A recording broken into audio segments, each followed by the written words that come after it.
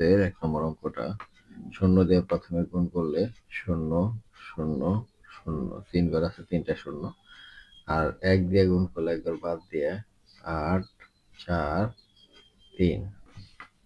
এখন এটা যদি যোগ করি তাহলে 0 8 4 3 এই হচ্ছে গুণফল। এখন দশমিকটা কোথায় বসবে? ঠিক এই বরাবর। দশমিকটা কোথায় বসবে?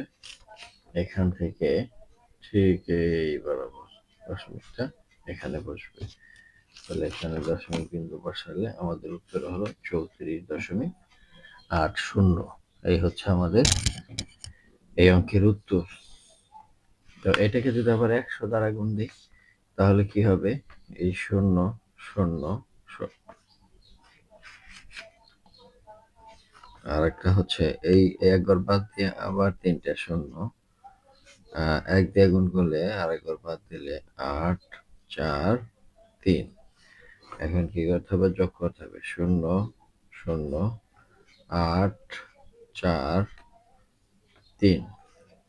দশমিক বিন্দুটা ঠিক এই বরাবর, অর্থাৎ একটা আরো সামনে যদি লিখি আমরা দশমিক বিন্দুটা এই বরাবর চলে আসবে।